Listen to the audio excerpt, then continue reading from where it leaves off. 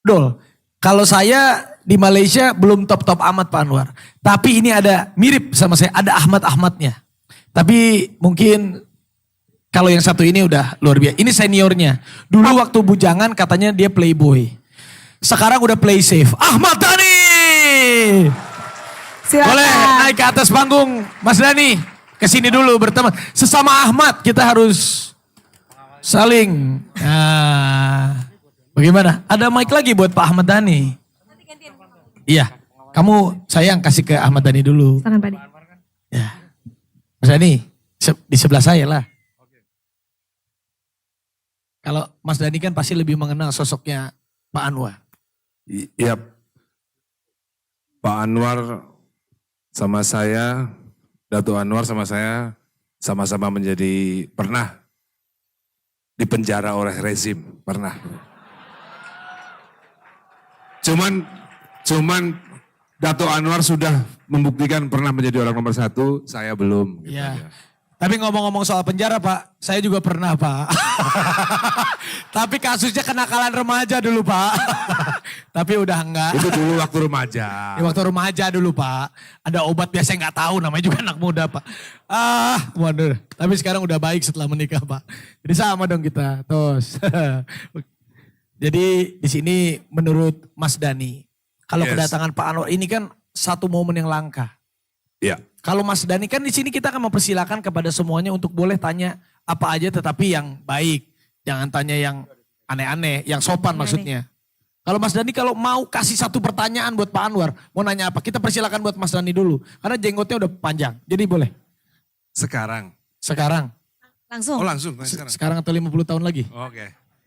Itu lagu saya sama mantan saya. Maaf sayang. Gak apa-apa, itu kan dulu, masa lalu. Boleh. Ya. Jadi dibuka, setuju ya, boleh kalau Mas Ahmad tadi dulu bertanya sama Pak Anwar. Habis Pak Anwar jawab, Pak Anwar kami mohon boleh bergabung sama kita. Dan nanti semuanya boleh ngobrol, chit-chat santai. Silakan Mas Dhani. Oke, Assalamualaikum warahmatullahi wabarakatuh. Waalaikumsalam. Tadi dong assalamualaikumnya, kan udah tadi. Ya nggak apa-apa. Oh iya boleh. Iya, Daripada enggak kan. boleh. Iya siap, saya gak berani sama dia. Dato' kita mau bertanya tentang makna terdalam daripada Malaysia Madani. Apakah, ya kita tahu, Raffi tahu ya Madani apa ya? Tahu. Ya. Ahmad Dhani tahu. Tahu, saya mau tahu aja dulu. Tahu. Mas Dhani. Malaysia Madani, kenapa diksi atau narasi itu muncul di saat Datuk memimpin Malaysia? Apakah sebelumnya Malaysia itu belum madani? Jadi apa bezanya, perbedaannya gitu antara sebelum ada Datuk memimpin Malaysia dan sekarang Malaysia madani? Saya jadi terinspirasi. Nanti kalau Ahmad Dhani jadi pemimpin nomor 1, Ahmad Dhani madani. Bingung. Oh, benar sekali. Jadi ada rencana mau jadi nomor 1 ya? Ada dong, iya. Kapan? 2039. Banyak-banyak. Iya. Hah? Amin. 2039. 2039. Kita doain aja amin ya siapa tahu. Kalau begitu pertanyaannya cukup? Cukup. Kalau begitu kita berikan tepukan yang meriah untuk Bapak Perdana Menteri Malaysia, Bapak Anwar Ibrahim untuk naik ke atas Yes. panggung.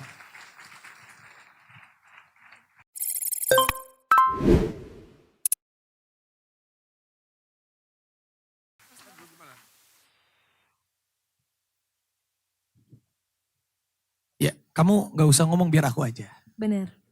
Tapi kan di depan suami harus ada istri yang ngedoain. Iya Pak, izin. Siap. Siap.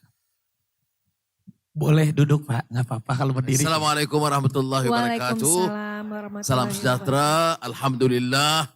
Nahmaduhu wa nusalli ala rasulil karim. Malam ini luar biasa. Saya belum pernah lagi ditemu bual oleh pengacara yang se-famous dan sehebat Raffi ini. Terima kasih Pak. Ya. Dan terima kasih Raffi, Nagita, Dani dan Mulan. Yang lain menteri-menteri tak payah kita perkenalkan. Ini acara ini yang lebih-lebih banyak acara mereka. Tapi kebetulan ada menteri investasi dan menteri luar di sini. yang kerjanya di luar negara, nggak jarang di dalam negara. Namanya Menteri Luar kan. Baik, Madani.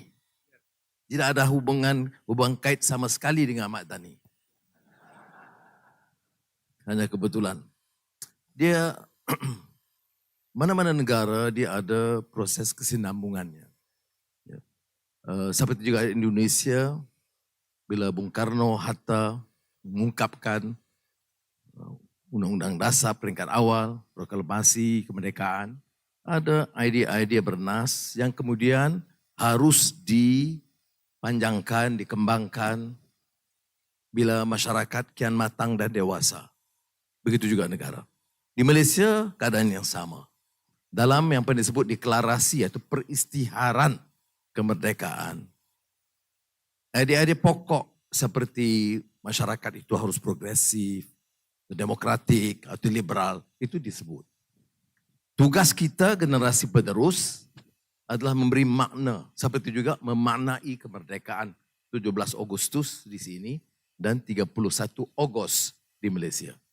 Memaknai kemerdekaan maknanya memberi kesempatan bagi generasi kini menilai semula apakah cita-cita dan idealisme itu dapat diterjemahkan dalam bentuk tindakan dan praktiknya. Apakah rakyat mengecapi kemerdekaan yang dijanjikan dulu, jembatan emas, kata Bung Karno. Trees with destiny, kata Nehru. Ataupun cyclical revolution for a new Pakistan, kata Muhammad Ali Jinnah. Jadi tugas generasi kini adalah memberi makna kepada arti kemerdekaan. Saya coba, walaupun idea Madani pernah saya lontarkan kali pertama 94 begitu di Festival Istiqlal Jakarta sebenarnya. Saya lontarkan idea masyarakat masa itu, masyarakat Madani di Festival Istiqlal Jakarta. Madani ini kerana orang bicara soal pertumbuhan ekonomi, pemacuan ekonomi yang segar, semua orang mau senang dan kaya, betul. Walaupun akhirnya yang kaya itu segelintir kecil, yang lain itu merempat hidup mereka. Ada kesenjangan, jadi ada kontradiksi di antara apa yang dibicarakan dengan kenyataan hidup. Orang bicara soal tata kelola. Pemerintahan yang harus mengikut hukum, negara hukum. Tetapi kenyataannya korupsi berleluasa. Hukum itu kadang-kadang dipermain dan diperalatkan oleh golongan penguasa. Maka saya fikirkan apa yang kurangnya? Kurangnya ialah kemerdekaan, pemacuan pertumbuhan tidak menekankan soal nilai atau akhlak atau moral. Kita bicara pertumbuhan ekonomi yang sangat kritis, penting untuk kehidupan dan kelangsungan hidup rakyat. Kita bicarakan soal pemerkasaan budaya dan seni yang seharusnya dibicarakan. Sebab itu bila saya bicarakan soal kebangkitan Asia, saya tidak hanya bicarakan soal fundamentalsnya yaitu economic development, which is essential. Tetapi pemerkasaan budaya dan seni. Dan kemantapan ilmu. Membicarakan soal kebangkitan Islam. Kadang-kadang lebih banyak slogan daripada pengisiannya. Dan ini menyebabkan orang senang dengan slogan, tapi malas bila bicarakan pengisiannya. Jadi Madani ini percobaan saya secara kecil-kecilan, sedaya upaya, seperti mana dalam Al-Quran disebut, in uridu illal islah mastata'. Kita coba sedaya upaya kita membuat perubahan. Dan perubahan itu ke arah kebaikan. Ini yang disebutkan tentang masyarakat yang maju dari sisi ekonominya, transformasi digitalnya, perkasaan seni budayanya, ya. Tetapi jangan tinggalkan nilai akhlak, kemanusiaan, manusiawinya, dan keadilan sejagat. Arigatou gozaimasu. Arigatou. Terima kasih. Kalau begitu kita duduk dulu ya. jawabannya. Tapi sebelum kita buka sesi pertanyaan, izin Pak Anwar. Ya, ini saya punya ide aja sekedar saran. Indonesia dan Malaysia ini kan rekat sekali, apalagi olahraganya. Tapi kalau contohnya Indonesia melawan Malaysia, kalau atlet-atlet yang beneran, kan kita kan seolah-olah wah saingan. Iya, saya punya ide karena memang Malaysia punya influencer yang bagus, Indonesia punya influencer yang bagus, dengan sosial media yang kuat. Bagaimana Pak kalau sewaktu-waktu kita bikin sepak bola, tenis, badminton, karena di Indonesia sport and entertainment lagi naik. Tapi kita bikin exhibition friendly match antara influencer-influencer Indonesia dengan influencer-influencer Malaysia Pak. Saya rasa itu akan benar-benar bisa membuat Malaysia dan Indonesia semakin erat lagi Pak. Kebetulan juga Pak kalau artis, atlet sebagai artis saya belum kalah-kalah kalau olahraga Pak. Tapi maksudnya saya kita mungkin bisa berkolaborasi di sport and entertainment. Influencer, selebriti Malaysia bersama influencer, selebriti Indonesia.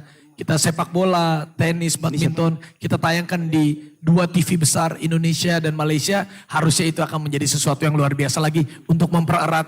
Jadi di olahraga, sport and entertainment ini akan luar biasa Pak. Itu dia Pak. Sebenarnya dari segi rakyat, dari segi masyarakat secara umumnya, tidak ada yang masalah. Konflik itu timbul dari tokoh-tokoh politik picisan gitu, yang lemah akalnya. Jadi hal-hal kecil diperbesarkan untuk meraut kekuatan dan dukungan. Kita ini ke satu sejarah ya, dipisahkan oleh kolonial. Portugis, Belanda, dan Inggris. Jadi mengapa harus kita mengambil satu sikap dan rendah akal budinya dan memadamkan sejarah semata-mata ke kepentingan-kepentingan kecil. Ya, rumah tangga, keluarga, jiran, tentunya ada perbedaan pendapat, tapi tidak harus memecahkan. Kadang-kadang kalau sudah lihat apa nih permasalahan di Malaysia Indonesia selama ini. Dulu pernah sebab lagu Rasa Sayang ada yang bicara soal katanya itu dari kami, dari asalnya Malaysia. Itu Google aja tahu sejarahnya. Kita tahu asalnya Indonesia tapi kita anggap budaya Melayu rantau ini merasakan rasa sayang itu budaya bersama.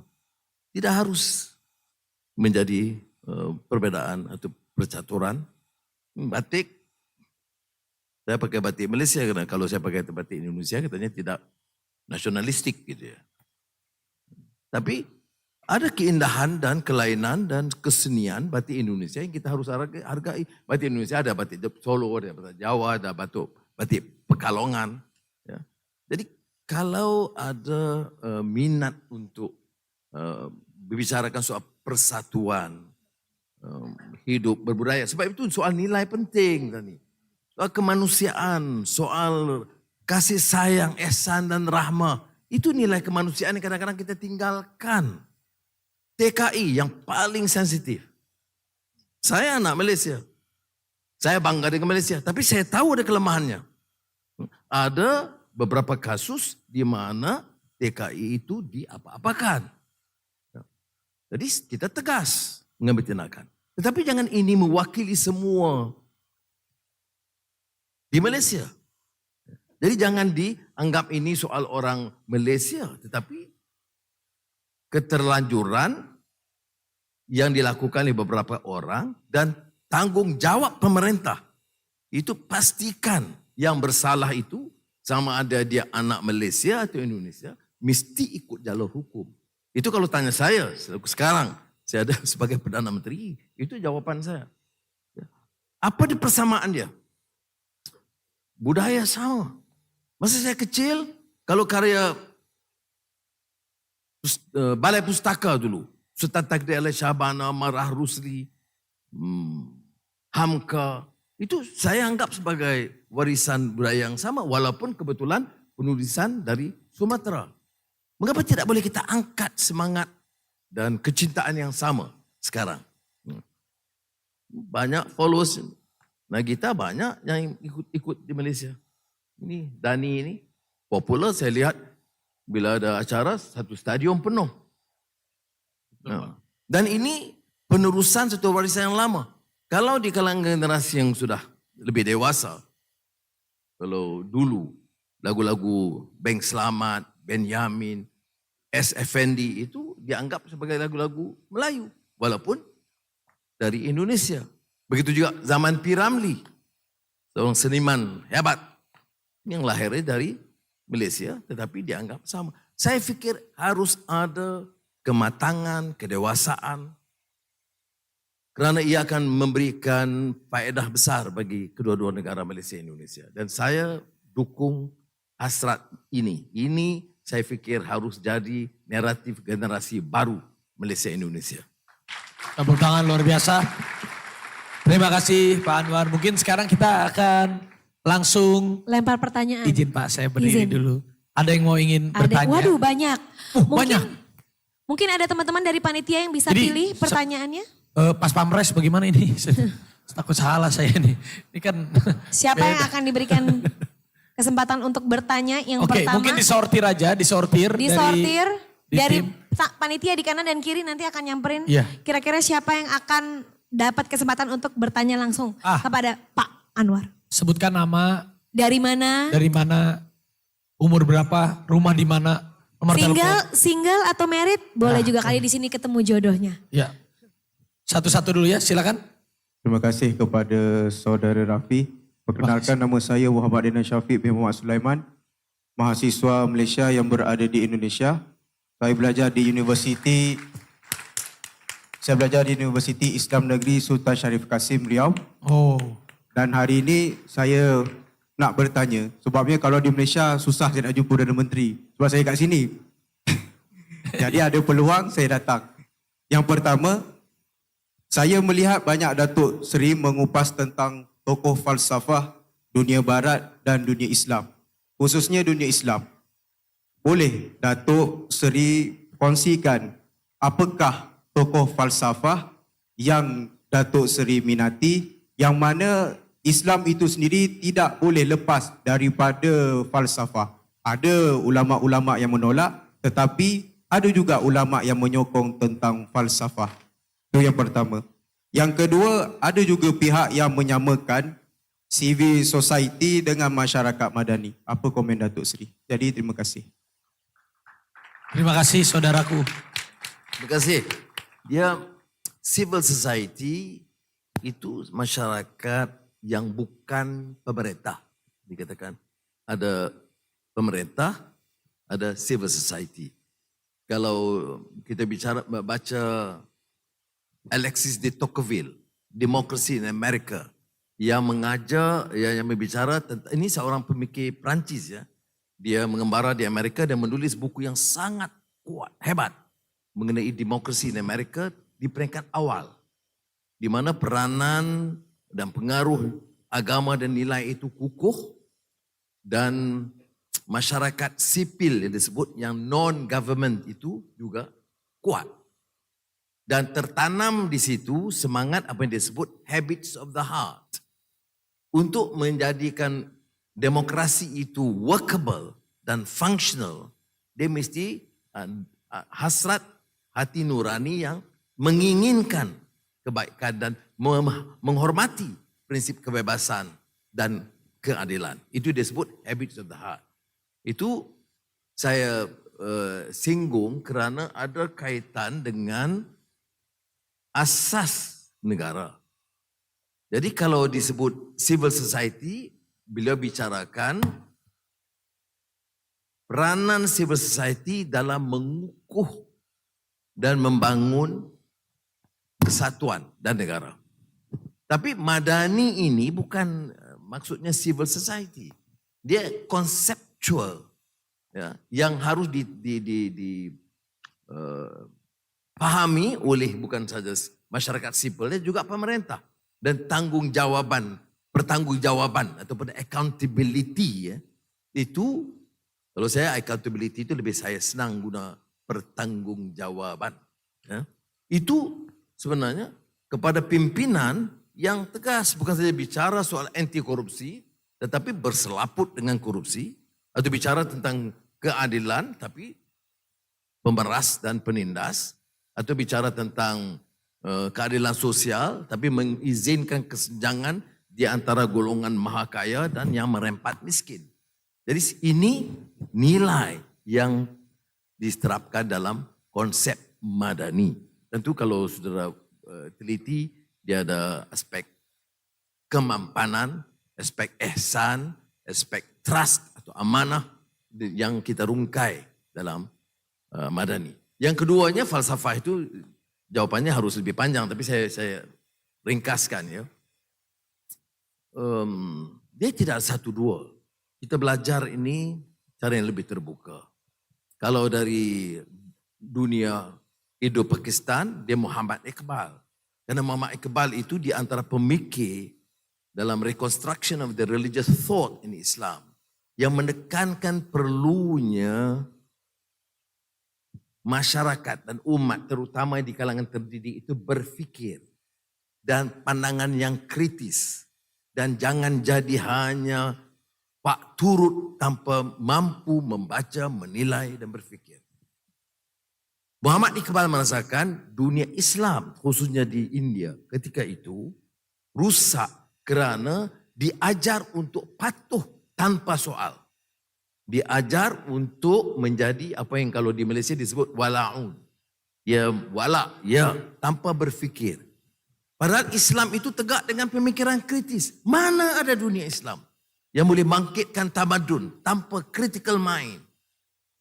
Jadi itu Iqbal. Tapi yang saya tertarik juga dengan seorang pemikir Algeria. Namanya Malik bin Nabi. Malik bin Nabi. Karena Malik bin Nabi itu dia meneruskan pandangan Abdurrahman Ibn Khaldun dalam Muqaddimah. Yang menganjurkan suatu kebanggaan indigenous. Kerana masyarakat senang sekali tergoda dan terpukau dengan pengaruh asing. Kalau baik ya, tetapi bagaimana kita harus tahu ianya baik atau tidak? Dengan pendidikan, dengan critical mind. Dan critical mind itu berdasarkan keyakinan dan sistem nilai. Jadi saringan itu penting. No solution to the problems of the ummah without a critical thinking and understanding. Saya fikir ini challenge kita yang besar. Pemikir Islam contemporary, marhum Ismail Faruqi dari Amerika, asal Palestin. Apa dia kata? The malaise of the ummah. Kekacauan, kerusakan ummah itu kerana kedangkalan ilmu. Ilmu yang dangkal. Yang bicara, yang dengar dan senang sekali terpengaruh. Diheret ikut ke barat, ke timur, kepahaman kolot, kepahaman jumud. Semata-mata kerana keengganan menggali khazanah silam. Dan falsafah itu salah satu jalur yang harus kita kuasai. Terima kasih. Terima kasih. Terima kasih. Raffi udah paham ya? Paham. Paham ya? Paham. Insya Allah. Insya Allah. Mungkin ada pertanyaan selanjutnya, silakan. Silakan. Mbak berbaju hijau. Ya. Bismillahirrahmanirrahim. Assalamualaikum warahmatullahi wabarakatuh. Waalaikumsalam warahmatullahi wabarakatuh. Dulu sebelumnya saya mau berterima kasih sebanyak-banyaknya kepada Bapak Anwar Ibrahim karena dulu ayah saya pernah dikuliahkan oleh Bapak. Wow. Ayah saya ada di sana. Ada ayahnya? Ada ayahnya? Ada. Di mana ayahnya? Mana Boleh ayahnya berdiri? berdiri? Mungkin Coba ayahnya berdiri. boleh berdiri. Yang mana banyak yang berdiri? boleh. Ayahnya banyak. Oh yang pakai topi. Yang pakai topi, iya Masya Allah. Nah saat ini ayah saya membina salah satu kampung kumuh di tengah kota metropolitan Jakarta setelah pulang kuliah dari Malaysia. Karena ayah saya sangat peduli dengan kaum duafa dan pendidikan di Indonesia. Saya bangga dengan apa yang orang tua saya lakukan. Nah sebenarnya apa harapan Pak Anwar Ibrahim dari pemuda Indonesia yang dulu pernah Bapak berikan beasiswa kuliah di Malaysia? Kedua, sebenarnya pemuda yang seperti apa yang dibutuhkan negara dan bisa memajukan sebuah negara menurut Datuk? Terima kasih. Wassalamualaikum warahmatullahi wabarakatuh. Terima kasih Waalaikumsalam. pertanyaannya. Waalaikumsalam warahmatullahi wabarakatuh. Silakan Pak. Izin Pak Anwar ada 2 pertanyaannya tadi. Ya, terima kasih. Salam Bapak. Salam buat Bapak. Dan terima kasih. Seorang, Kalau orang tua, seorang guru atau pendidik, cerita yang paling membahagiakan ialah bila ada pelajarnya atau muridnya itu berjaya. Itu hadiah terbesar. Bukan gelaran Datuk Serinya atau jawatan menterinya. Ya, tapi ada anak-anak didik yang lahir dan sebaiknya lebih pintar dari gurunya. Tapi jawaban kalau soal anak muda, tidak ada jawaban yang terlebih baik daripada kupasan Al-Quran dalam surah Al-Kahfi. Hanya ada ini gak viral juga di sini itu. Pidato, tapi masa itu saya tengah marah jadi keras soal menolak kezaliman dan sebagainya. Kita mau anak muda bagaimana? Itu Allah bertanya, memaklumkan dalam Al-Quran, nahnu nakhussu 'alaika naba'ahum bil haqq. Akan aku ceritakan kisah yang sebenar. Apa kisah sebenar? Bil haqq. Innahum fityatun amanu bi rabbihim wazidnahum huda. Anak muda yang ada keyakinan.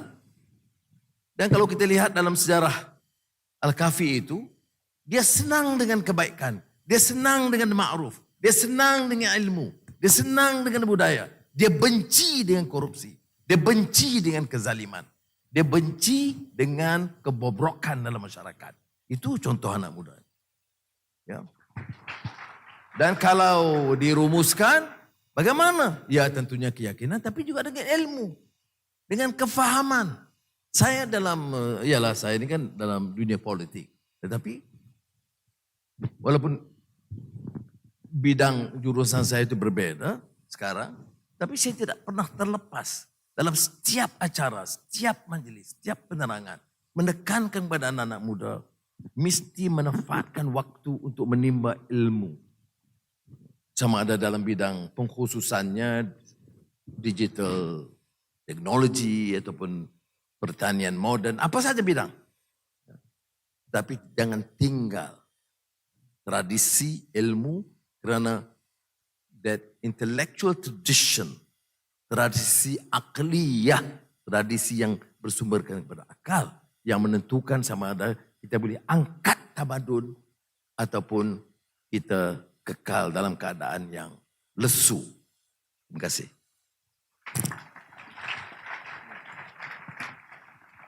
Terima kasih, tadi cukup puas ya dengan jawabannya Pak Anwar Ibrahim. Mungkin selanjutnya lagi, sudah ada ini. Silahkan. Ya, boleh maju lagi, boleh Pak. Semakin menarik ini, Raffi. Semakin malam, semakin dalam, semakin menarik. Iya. Semakin intelektual pembicaraannya. Ini pasti orang Malaysia nih, artis nih kayaknya nih ya. Iya. Saya tengok nih. Kurang dikit 20 juta itu dibuang ujungnya ada. Oh iya. Oke. Assalamualaikum. Waalaikumsalam. Nama betul saya Osman. Nama panel dalam menulis lagu lirik, saya pakai nama Syekh Kalam. Saya datang daripada Malaysia.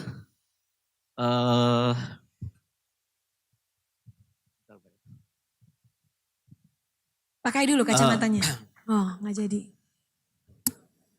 Ceritanya begini Pak, ini ceritanya pasal industri seni muzik negara. Maknanya industri seni muzik antara Malaysia dan Indonesia. Seperti yang Datuk Seri beritahu tadi, mesti ada anjakan daripada yang contoh macam sekarang ni, kalau kata kita tengok yang popular, yang terror, yang orang kata meng-carry industri muzik, contoh macam Indonesia ni, kalau kata contoh yang mudahnya depan kita lah Ahmad Dhani dengan Dewa 19 dan berbagai lagi lah yang ada. Dan kalau kat Malaysia kita tengok macam yang paling besarnya Tan Sri P. Ramlee yang dah meninggal tu. So cerita dia apa dia? Ceritanya saya terkesan dengan apa yang kita gerak selama ni. Selama ni kita bergerak dalam industri muzik. Contohnya macam kita datang ke Indonesia. Semuanya bergerak secara sendiri, sama ada daripada syarikat rakaman tempatan dan juga hati-hati tempatan kita, termasuk macam hari ni salah satu sampel syarikat milik Datuk MNC Luncai Mas Nambahat. Sikit untuk kaitan. Membuat satu gabungan dengan artis Indonesia. Tujuan dia apa? Untuk mengembangkan lagi gabungan dan keakraban dua negara ini dalam bentuk seni muzik. Untuk soalan saya lah, bagaimana kita dapat kembangkan lagi, bagaimana kita dapat besarkan lagi dengan cara yang lebih bahasanya puas dengan cara contoh negara Malaysia spend 50 juta untuk buat pelaburan dalam industri muzik di Indonesia. Negara Indonesia pula keluar 50 juta melabur dalam Malaysia untuk gerakkan sama ada dia buat gabungan baru dan lama, contoh macam penyanyi lama duet dengan penyanyi baru yang popular di Malaysia, contoh penyanyi daripada Malaysia pula duet dengan influencer contoh yang popular di Malaysia, yang di Indonesia ini digabungkan. Maksudnya kita nak jana ekonomi bukan sekadar untuk kita je. Kita nak jana ekonomi untuk Malaysia dan Indonesia, dan benda tu dikembangkan. Dan contoh paling mudah macam kita nak juga tengok ada satu produk Okey, faham. keluar daripada Malaysia dan Indonesia, contoh macam seperti mana Gangnam Style yang keluar daripada Korea itu. Baik. Ya. Terima kasih. Terima kasih. Terima kasih. Assalamualaikum. Waalaikumsalam. Mungkin bisa Benar sebenarnya. Kalau cara natural saja, kalau dulu. Seperti yang saya sebut tadi nama-nama penyanyi awal. Dan filem-filem. Ya, bukan baru, dari awal. Kalau filem Bujang Lapuk, zaman P. Ramlee, atau Seawal Tiga Darah, Titik Puspa. Nah, ini anak-anak muda nggak tahu siapa itu Titik Puspa.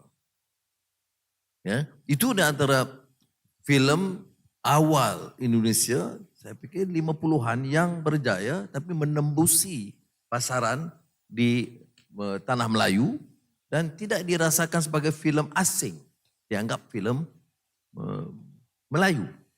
Begitu juga filem-filem awal P. Ramlee di sini. Begitu juga penyanyi-penyanyi.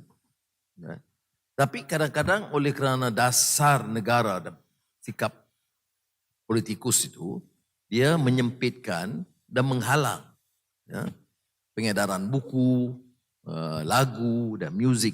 Dan saya tidak anggap ini sebagai sesuatu yang waras. Sebab itu dari segi pemerintah kedua-duanya, di antara hal yang saya bicarakan dengan Presiden Jokowi, sebaik saya jadi Perdana Menteri, kunjungan pertama, saya bilang biar dibuka jalur seluas mungkin supaya penyanyi Indonesia itu dianggap juga penyanyi di Malaysia, begitu juga di sebaliknya. Dan dukungannya Mulan, Dani, ini semua orang yang terkenal di Malaysia. Seperti juga Sheila ataupun Siti Nurhaliza. Jadi kita harus beri ruang, dan kalau ada keperluan galakan, ada yang kadang-kadang joint film. Saya fikir masa itu ya, Rory Marantika dengan Sharifah Aini umpamanya. Itu sebagai contoh lah, saya ingat, bukan mahir, saya ingat bidang ini. Ini Raffi lebih mahir atau pakar dalam bidang ini. Tapi saya ikuti tentunya. Saya di antara yang meminati. Sebab itu baru-baru ini Raffi harus tahu ya. Saya dengan Aziza diundang ke konsert di Kuala Lumpur, di stadium yang distadi oleh Siti Nurhaliza, Amy Search dengan Misha Umar. Kemudian oleh kerana ada band-band begitu, saya dikecam hebat. Pak Anwar ini bicara soal madani, tetapi pergi acara maksiat. Saya enggak kaget ya. Saya kata apa yang maksiat? Enggak ada minuman arak, tidak ada pergaulan bebas cium-cium, tidak ada. Tapi mungkin yang si lebay itu ustaz itu dia nampak yang lain yang saya tidak lihat. Dia teropong ke lain katanya. Jadi saya jawab tegas di universitas, bila ditanya Pak Anwar apa jawabannya? Bicara soal madani, soal akhlak, soal moral, tetapi hadir ke konsert.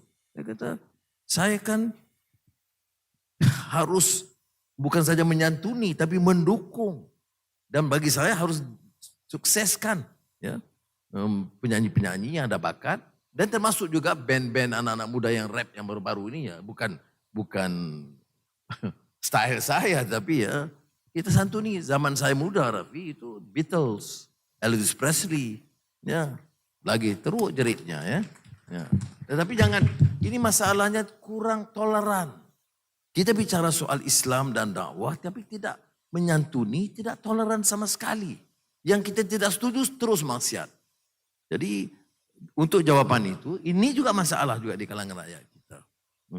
Jadi harus ada kesediaan bagi pemerintah, kementerian-kementerian, komunikasi atau penerangan untuk memberikan dan juga memberikan hak mereka. Ini soal apa disebut royalty dan royalty. Ya. Dan saya dalam di Malaysia, ini agak tak sedih P. Ramlee yang menjadi ya superstar di Asia, tapi royalty anaknya itu mungkin RM15 satu bulan. Paling tidak munasabah, tidak adil. Jadi tanggungjawab pemerintah untuk membetulkan hal ini supaya artis dan seniman diberikan pembelaan yang sewajarnya. Terima kasih Pak Anwar jawabannya. Mungkin sambil kita jawab pertanyaan selanjutnya, ini ada kopi kesukaannya Pak Ini Anwar ya. kopi kesenangannya. Kopi pakai madu ya Pak? Kopi favoritnya Pak Anwar, kopi pakai madu. Sehari, sebelumnya aku mau nanya dulu dikit kali. Kamu boleh mau nanya. Pak Anwar sehari berapa kali minum kopi pakai madu Pak? Azizah beri saya syarat, madu ini anytime. Yang madu satu lagi nggak bisa. Jadi kopinya pakai madu, madu yang lain nggak boleh. Jadi Oh Mas Dani, tuh dengerin Mas Dani. Betul. kalau tidak dari madu Saya kembali di kalau saya. tangan kananmu. Iya. Yang satu lagi racun. Ya, jadi Oke. ngopinya boleh. Jadi sekarang ini juga ada yang mau Nah, tadi ada Fazura, saya lihat Fazura dari Malaysia. Fazura. Ada juga artis dari Indonesia, Selin. Boleh kalau mau tanya Fazura. Siapa yang mau tanya duluan? Selin dari Indonesia boleh. Mau Fazura juga dulu. Fazura ini naik kereta dari Malaysia ke sini ya.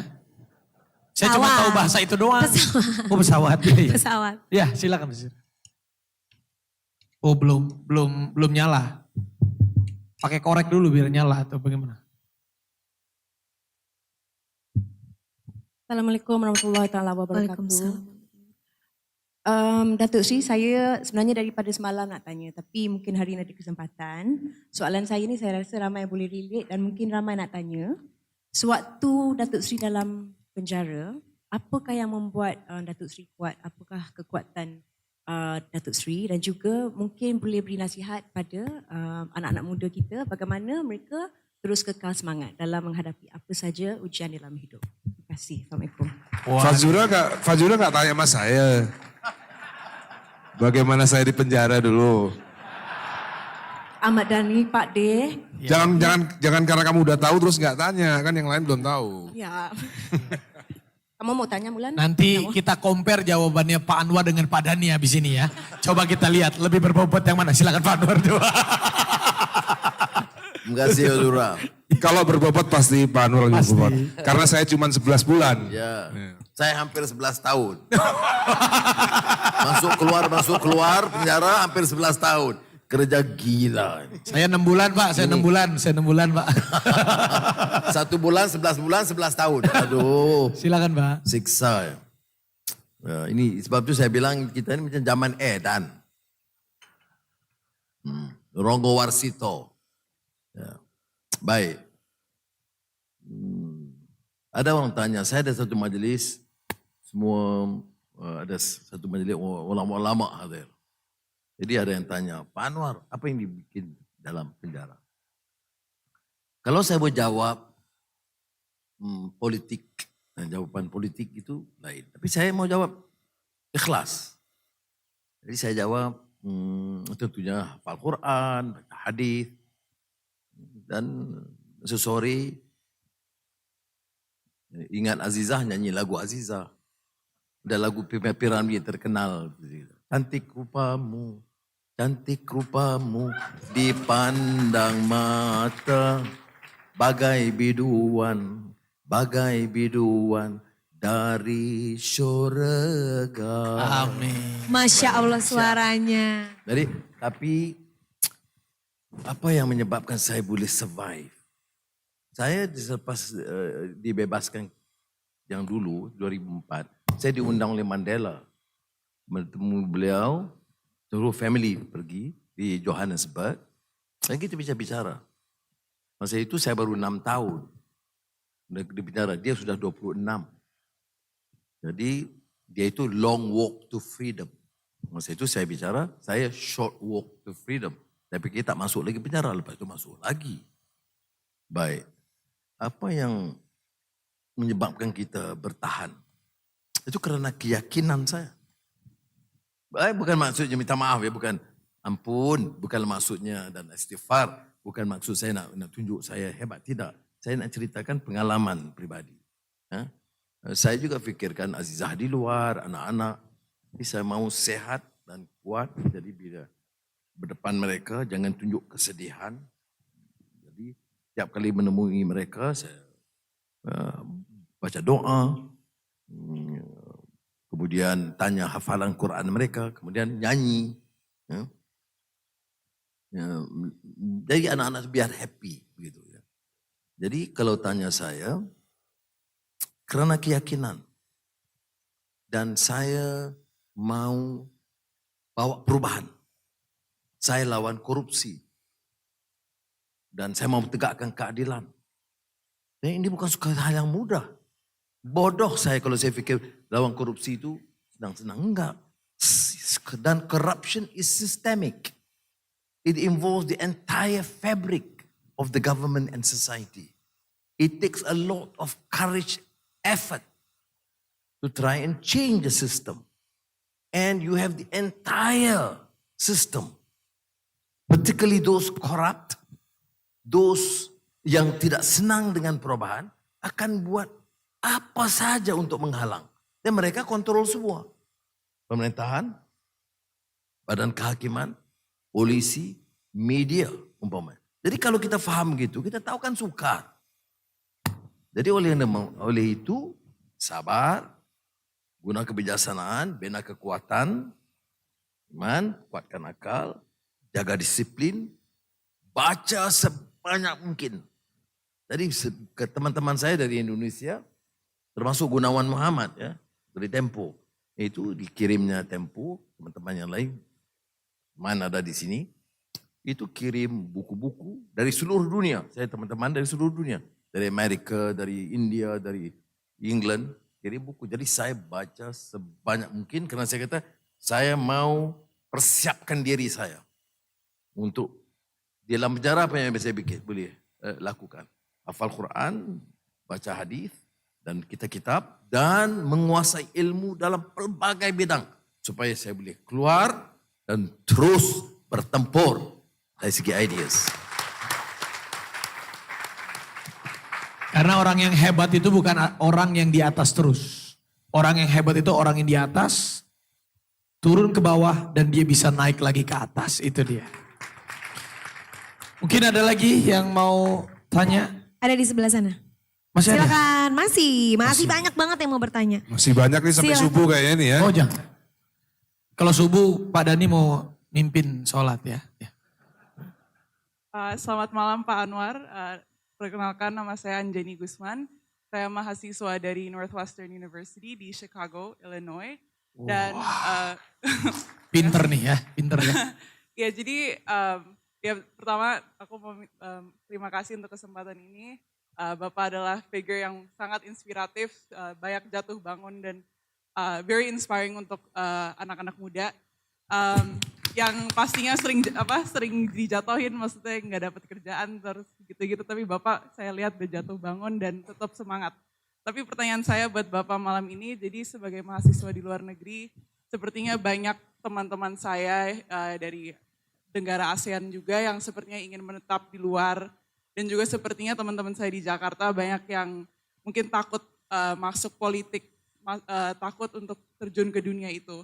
Jadi pertanyaan saya buat Bapak, apa yang, what gave you the sense of accountability to be a public figure and work for Malaysia? Apa itu yang memotivasi Bapak untuk balik ke negara Bapak dan bekerja sekeras mungkin untuk membangun Malaysia? Dan ya aku rasa itu akan sangat membantu buat anak muda seperti kami yang ingin membangun negara Indonesia dan juga ASEAN. Makasih. Terima kasih. Termasuk Raffi ya. Silakan. Raffi takut masuk politik kan? Oh enggak, bukan takut. Belum. Belum. Oh belum. Nanti aja. Rencananya masuk Gerindra. Nanti. Oh, ya. Ya. No Maaf, comment, Pak. no comment Iya, ya. Suka bercanda aja. Ya. Enggak, dia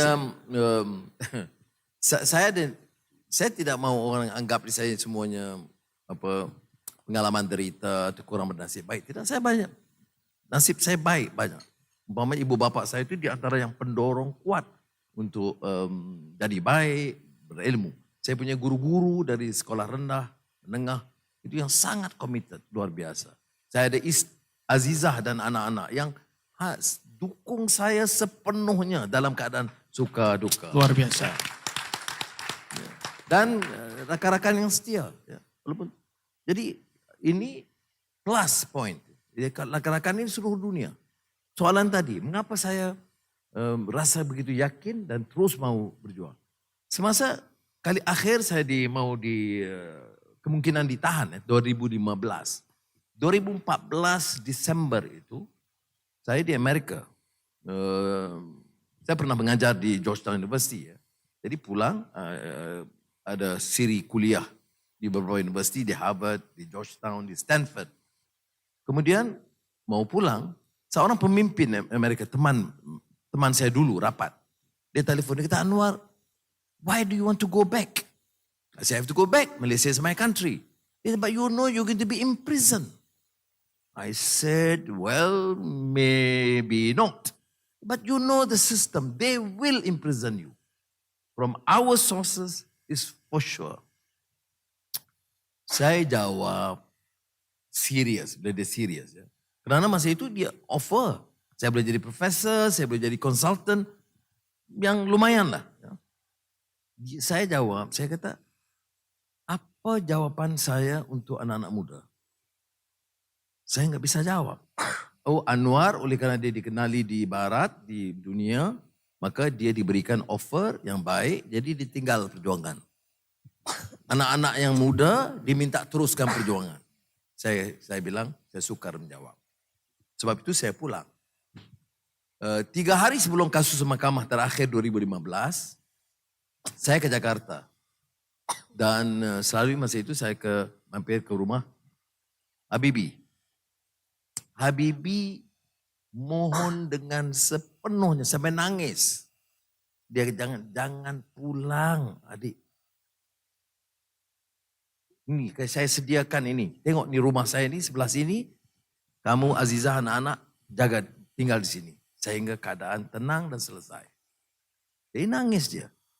Jadi saya jawab yang sama, saya kata, Pak Habibie, tak mungkin saya ambil atau memilih keadaan yang lebih lumayan, meninggalkan anak-anak muda yang saya didik untuk terus berjuang dengan berani. Saya pulang, 3 hari kemudian masuk lagi ke penjara. Tapi, every said and done, Alhamdulillah, sudah diuji, sukar, tapi kecil ujian kita dibandingkan dengan kalau dalam sejarah, kalau di setengah dunia Arab, kalau ujiannya hilang terus. Nanti dibunuh terus. Saya kan masih lagi dikasih makan dong. Ya, tak enak tapi masih ada. Ya. Jadi kita harus lihat, sebab itu saya melihat always in the positive. Ini ya ada. Jangan pikir semuanya derita, enggak. Sebab positif. Pikir laluan-laluan itu. Sebab itu Nabi Muhammad SAW pernah ditanya oleh sahabat. Ayun nasu asyaddu bala'an. Di kalangan manusia ini siapa yang paling banyak menerima dugaan dan bala? Tentunya sahabat pikir mereka kan. Jawab Rasulullah SAW. Al-anbiya'u thummal amthalu fal amthal. Yang paling banyak derita, disiksa dan hadapi ujian itu para nabi. Kemudian orang-orang mengikut misalan itu. Dan kemudian. Jadi saya selalu peringatkan anak muda tentang hadis ini. Saya pikir, oh deritaku. Tidak. Jadi saya anggap kecil laluannya. Saya masih boleh membaca. Saya boleh exercise waktu sore. Cuma jarang jumpa Azizah. Jadi bagi saya ujian itu kecil. Jadi Bayangkan dengan masuk keluar penjara, dihina, disiksa, agen Amerika, agen Yahudi, agen Hindu, agen Cina, salah laku seks dari lelaki, wanita yang belum lembu saja. Kemudian diaibkan, dihina, pelbagai hari-hari. Masa itu kan Pak Mahathir Perdana Menteri. Ya, tidak ada dalam sejarah orang yang diaibkan, dihina begitu rupa. Tapi alhamdulillah, itu yang cerita-cerita. Akhirnya jadi Perdana Menteri dong. Ya. Jadi lakukanlah yang sebaiknya.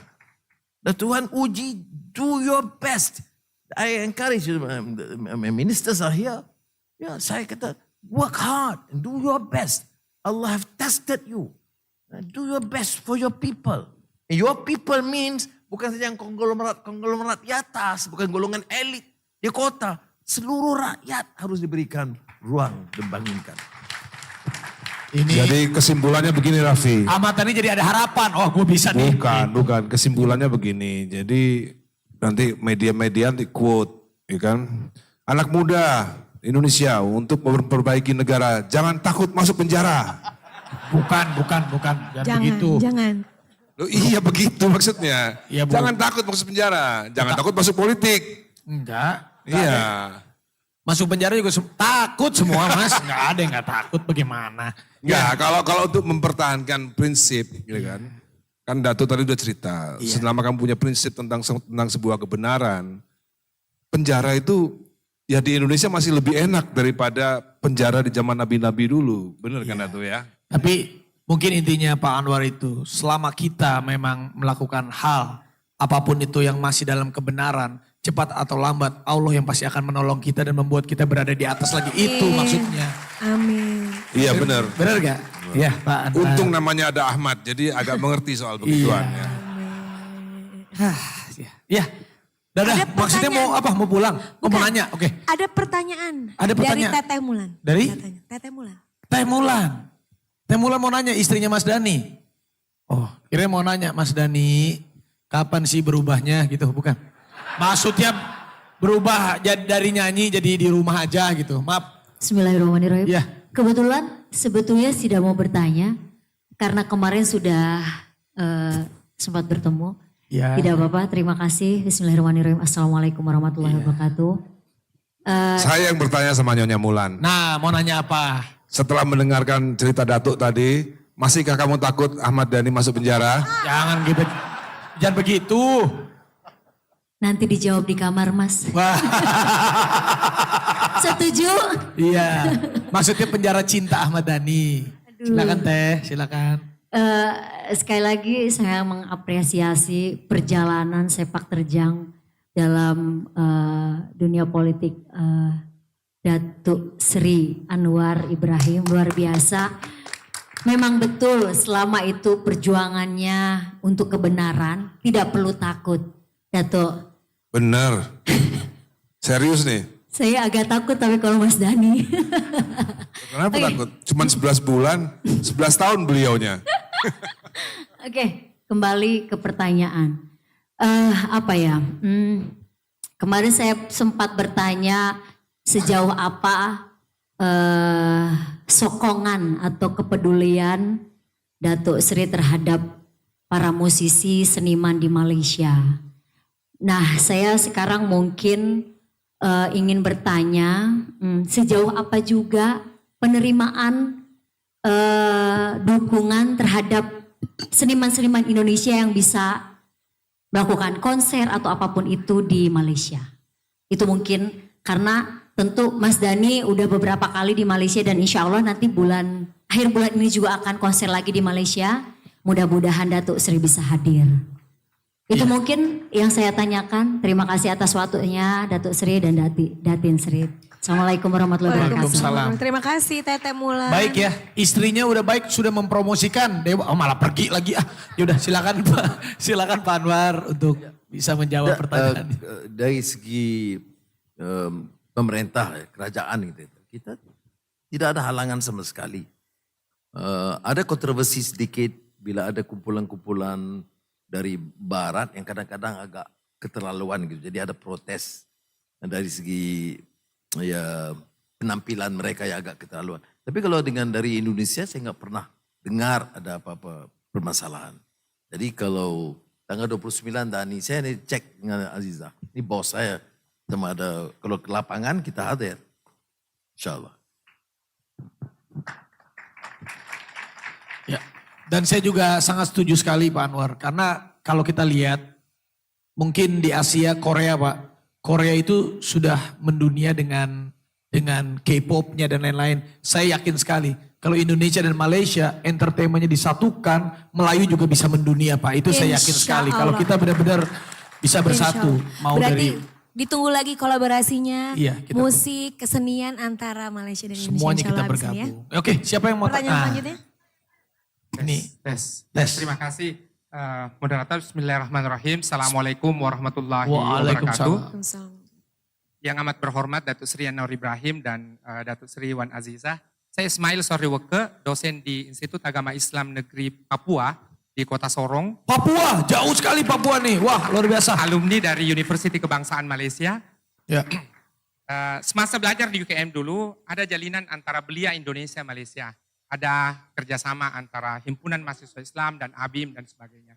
Hanya saja, kerap sekali kita berselisih paham karena tidak ada kesepahaman antara Belia Indonesia dan Malaysia. Oleh karena itu mungkin saya mencadangkan perlu satu platform, mungkin kita sebut sebagai contoh Habibie Fellowship, bagaimana kemudian mengeratkan hubungan antara Indonesia dan Malaysia.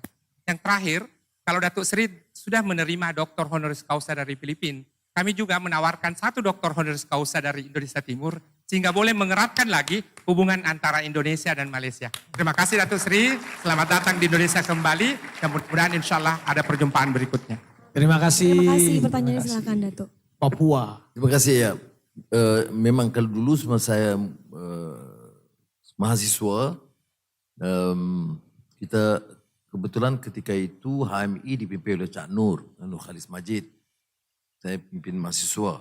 Jadi kita ada gabungan yang kita panggil Persatuan Mahasiswa Islam Asia Tenggara. Kemudian ABIM dengan Badan-Badan Pemuda Islam di sini. Malam tadi pun saya ketemu Muhammadiyah dan nanti Nahdlatul Ulama dan wakil-wakil universitas dan juga blok-blok lain ya, KNPA.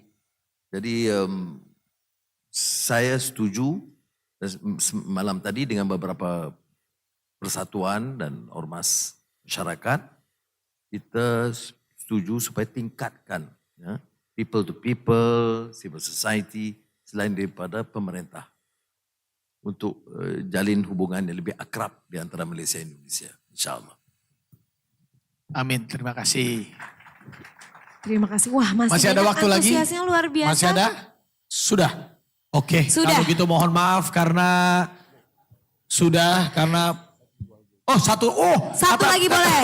Kata Pak PM masih boleh satu lagi katanya mohon satu aja. Satu lagi. Mana yang paling jauh? Aceh boleh Pak, Aceh. Paling jauh. Satu lagi. Mana yang datang paling jauh? Tadi dari Papua. Aceh itu dari Aceh. Ya Aceh boleh. Ya itu Aceh. Satu lagi mungkin Pak atau dua satu? Satu. Oke, satu lagi dari Aceh. Dari Aceh.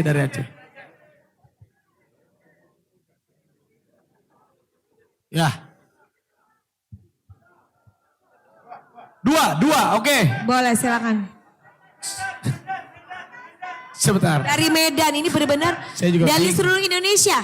Di seluruh Indonesia. Datuk datang khusus buat ketemu sama Datuk. Udah dua.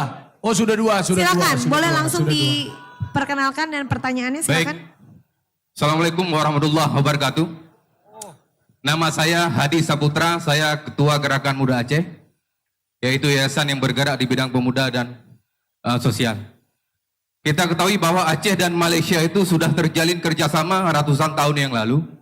Itu jauh sebelum Sultan Iskandar Muda menikah dengan Putri Pahang.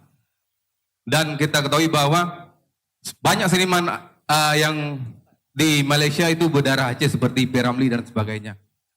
Untuk itu, Saya lihat apa yang mulia, banyak pemuda Aceh yang saking cintanya kepada Malaysia, itu orang itu bahkan tidak pernah ke Jakarta tapi langsung ke Malaysia. Bahasa Indonesia nggak bisa tapi bahasa Malaysia orang itu menguasai. Yang jadi pertanyaan saya, banyak yang saya dapati informasi dan info dan sebagainya, banyak pemuda-pemuda Aceh yang sudah sampai di Malaysia tapi dokumennya nggak lengkap dan sebagainya. Ada perihal-perihal yang mungkin di dalam penjara dan sebagainya, dipukul dan sebagainya. Saya lebih ke harapan saya, Pak Perdana Menteri. Harapan saya, adakah bantuan ataupun perlindungan hukum untuk pemuda kami yang di Aceh? Mungkin karena kami kurang sosialisasi untuk dokumen dan sebagainya. Itu saja, Pak. Terima kasih. Terima kasih. Kawanku dari Aceh, terima kasih. Terima kasih. Semangat. Kalau nasihat saya sebelum travel, lengkapkan dokumen dong.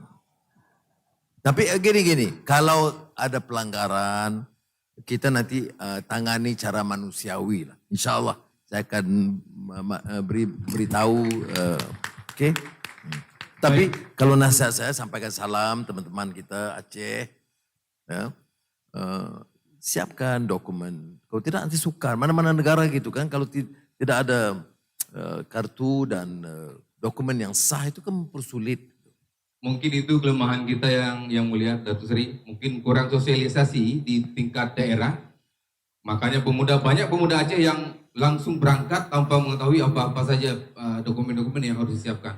Mungkin untuk kedepannya saya sebagai Ketua Yayasan Gerakan Muda Aceh akan mensosialisasi pemuda-pemuda yang akan berangkat ke Malaysia untuk melengkapi semua dokumen yang diperlukan. Terima kasih. Terima kasih. Oke, merdeka. Merdeka. Reformasi. Terima kasih. Satu lagi ada, masih boleh? Satu lagi. The last. Ini dia. Ini udah terakhir. Antusiasmenya luar biasa sekali. Udah dipilih pas pampres. Di situ ada foto Upin Ipin. Dada-dada mungkin buat Upin Ipin yang ada di komputer. Oh itu Upin Ipin. Ya. Oke baik. Bismillahirrahmanirrahim. Assalamualaikum warahmatullahi wabarakatuh. Sebelumnya perkenalkan nama saya Ahmad Naufal Khairullah, mahasiswa ilmu politik dari International Islamic University Malaysia atau yang lebih kenal dengan UIA Gombak. Jadi dan kemudian saya juga tergabung dengan organisasi mahasiswaan Persatuan Pelajar Indonesia Malaysia. Di sini juga hadir rekan-rekan dari PPI Malaysia, dari UTM, UUM, dan UKM. Nah jadi langsung ada pertanyaan Dato. Jadi terdapat sekitar 13.000 mahasiswa Indonesia kini yang telah ada belajar di Malaysia. Dan sebaliknya terdapat banyak sekali mahasiswa Malaysia yang telah belajar di Indonesia dan bahkan menjadi jumlah total mahasiswa asing paling banyak di Indonesia daripada Malaysia. Sehingga pertanyaan saya adalah apakah ada baik dari pihak kerajaan Malaysia ataupun dari pemerintahan Indonesia memiliki sebuah mutual agreement ataupun fokus terhadap pendidikan Indonesia dan Malaysia yang mungkin kita inginlah ada sosok-sosok lagi seperti mungkin ada Buya Hamka, ada Muhammad Natsir bisa menghubungkan diplomasi ada internet Indonesia dan Malaysia. Jadi sehingga apakah ada gitu loh fokus terhadap pemerintah Indonesia dan juga pihak pemerintah Malaysia. Dan terakhir Dato, mungkin kami daripada mahasiswa Indonesia dan juga mahasiswa Malaysia ingin meminta saran dan pandangan Dato sendiri bagaimana dengan pandangan Dato melihat kondisi alam mahasiswa Indonesia dan Malaysia, kiranya apa yang perlu kita kembangkan dan perlu apa yang kita lakukan untuk bisa melanjutkan perjuangan mahasiswa Malaysia sebelumnya. Hidup mahasiswa! Di kalangan pemerintah memang ada understanding. Malah Indonesia banyak membantu peringkat awal. Sejurus selepas kemerdekaan, kemudian Malaysia memilih untuk merubah dari kurikulum bahasa Inggris ke bahasa Malaysia. Dan pada ketika itu ya zaman Suharto, itu banyak membantu mengirim dosen-dosen dari Indonesia, doktor dan guru-guru sains. Itu tahun 70-an namanya, 70-an. Jadi masa saya jadi Menteri Pendidikan itu diteruskan. Sebab itu bila saya jadi Menteri Pendidikan kemudian Menteri Keuangan, saya berikan laluan yang cukup luas kepada mahasiswa Indonesia untuk sekiranya memilih untuk belajar di Malaysia. Jadi hari ini harus kita tingkatkan. Sebenarnya ramai sekali pelajar dari Malaysia yang belajar di Indonesia. Kita jangka ya 5-60 ribu lebih. Ya. Jadi satu perkara yang bagi sehat. Bagi saya ya anak-anak menerima ilmu di mana saja harus diberikan ruang. Terima kasih. Terima kasih. Terima kasih jawabannya. Ya, untuk pertanyaan sudah selesai. Ini terakhir, hanya beberapa menit saja. Ada This or that. Boleh, Datuk? Ini Nagita. Ini bukan, karena ini biar lebih seru lagi. Supaya mungkin teman-teman semua yang hadir di sini bisa merasa lebih dekat lagi sama Datuk. Kita mau ada pertanyaan. Tapi mungkin biar lebih seru, aku justru pengen nanya semua yang ada di sini. Nanti akan dikonfirmasi sama Datuk. Oke. Gimana? Biar lebih seru? Iya boleh. Oke, jadi menurut yang ada di sini. Kalau Datuk ini lebih suka kopi atau teh? Kopi atau teh? Apa? Coba. Kopi atau teh? Kopi. Kopi atau Benar teh? atau salah?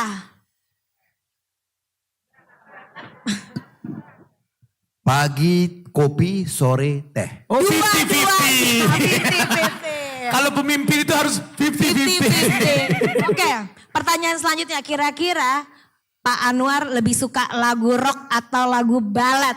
Rock atau balad? Rock? Rock atau Rock balad? atau balad? Rock, jawabannya semuanya rock. Balad. Balad. Mas Dani, Dewa bukan balad. Dewa Ada balad, baladnya juga baladnya dong. banyak dong. Oh iya. Pupus Rock kan balad. balad. Betul, rock Kangen balad. balad, Iya. Disalah hati balad, Iya. kosong balad, Iya. selimut hati balad, Iya. banyak. Rock ballad. Emang kalau Mas Dani ngomong apa aja sah, emang laku semua lagunya. Oke. Setuju, lanjut. Kira-kira seorang Pak Anwar ini sarapannya atau breakfastnya nasi lemak atau scrambled egg? Scramble egg or nasi lemak? Apa? Ibu, Apa? nasi lemak atau scrambled egg? Nasi lemak. Jawabnya di semua nasi lemak di sini. Scramble egg. Scrambled. Scramble egg salah lagi. Salah lagi. Nasi lemak siang. Hah? Nasi lemak siang. Nasi lemak siang. Oke, lanjut. Kalau seorang Datuk Sri lebih suka pakai baju Melayu atau baju kurta? Baju kurta atau baju Melayu? Baju Melayu. Jawabannya Melayu. Benar atau salah? Benar. Benar. Yang pasti baju Melayu, baju kurta, yang penting pakai baju itu yang pasti. Siap. Bercuti atau berlibur di pantai atau di kawasan bandar? Hah? Pantai atau? Kawasan bandar. Bandar. Kota, Oh, di di kota kota. atau di Bandar- pantai? bandar atau itu- jangan-jangan di gunung? Pantai, gunung, kota. Di mana? Kota? Bandar katanya. Bandar. Bandar. Pantai, ada yang jawab pantai? Pantai. Pantai. Pengen tahu pantai favorit di mana? Pantai favorit Pantai di mana? favorit di Kalau mana, pantai Pan? favoritnya. Kalau paling dekat dengan Kuala Lumpur itu Port Dickson. Kalau tempat saya asal Penang. Penang. Kalau di Indonesia Bali. Bali, keren. Terakhir, kira-kira nih seorang Datuk Sri ini lebih suka membaca atau menulis? Membaca atau menulis? Menulis, ada yang apa? Jangan dua-duanya. Cari aman ya gak apa-apa juga sih. Bisa jadi dua-duanya. Membaca atau menulis? Menulis, membaca. Menyanyi. Pak Anwar ada suka lagunya Ahmad Dhani, Dewa? Gak. Tapi Pak Anwar berjanji akan datang di konser Dewa 19 bersama orkestra. Jadi acaranya itu Dewa 19 bersama Malaysian Orchestra. Jadi kolaborasi. Jadi Dewa 19 bandnya, orkestranya Malaysia dan beberapa featuringnya juga dari Malaysia. Iya. Itu kita mendukung program sosialisasi bagaimana mendekatkan musik Indonesia dan musik Malaysia bersama Dato gitu. Berarti Sebenarnya ini ditunggu juga nanti kehadirannya musisi-musisi, Betul. artis-artis dari Malaysia ke sini. Sebenarnya Pak Anwar Dato bilang, tadi rencananya akan datang kalau Raffi Ahmad datang. siap. Kalau Gitu. diundang siap. Ya. Sebenarnya Datuk tadi bilang, gue belum janji sama Dhani, dia ngomong ya udah kepalang iya. Bagaimana kalau ngomong? Cuman nggak kita support. Pokoknya kita support. Tepuk tangan untuk Datuk Sri Anwar Ibrahim, dan ini sama-sama sebelum mungkin ada kesibukan lain lagi Pak Anwar, boleh kita berdiri sama-sama. Kita akan teriakan bersama-sama Malaysia Madani, Madani, Madani. Maafkan tadi dialognya nggak terlalu dalam ya, Karena ada Raffi di sini nggak enak kalau terlalu dalam. Nggak, biar ketawa Pak De, biar ketawa. Siap. Malaysia. Madani, Madani, Madani. Sekali lagi, Malaysia. Madani, Madani, Madani. Indonesia, Madani, Madani, Madani. Ahmad Dhani itu. Ahmad Dhani. Kita selfie bareng-bareng Mas Dhani. Sama Nagita. Semuanya yang di belakang boleh ikutan. Sambil di video, sambil di video. Malaysia, Madani, Madani. 1, 2, 3. Malaysia, Madani, Madani, Madani. Lagi. Indonesia, Ahmad Dhani. Iya, kita foto. Kita foto bareng yang di belakang. Semuanya boleh angkat kasih tangannya. senyum 1, 2, 3. 1, 2, 3. Sehat selalu, tepuk tangan untuk Perdana Menteri Malaysia. Pak Anwar Ibrahim, terima kasih. Terima kasih banyak atas waktunya. Terima kasih Pak. Siap. Baik. Terima kasih kepada Yang Berhormat Perdana Menteri. Jadi saya minta kepada para hadirin untuk berdiri dengan teratur dan kita akan tangkap gambar bersama Yang Berhormat Perdana Menteri. Dari bawah. Terima kasih. Terima Pak. kasih. Sehat selalu. Yang Berhormat Kita juru Menteri akan kameramen, ke bawah. kameramen. Juru foto ke pentas ya, standby ke pentas ya kameramen. Kita foto bareng ya. Foto bareng.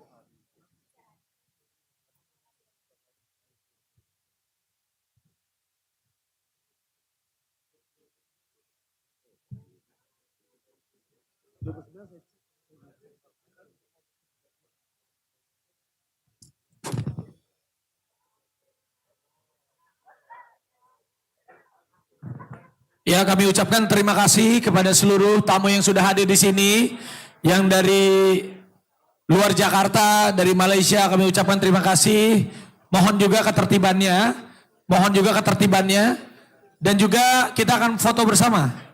Foto bersama Pak Anwar Ibrahim di tengah. Nanti setelah itu kasih jalan untuk Pak Anwar agar bisa berjalan keluar. Terima kasih. Assalamualaikum warahmatullahi wabarakatuh.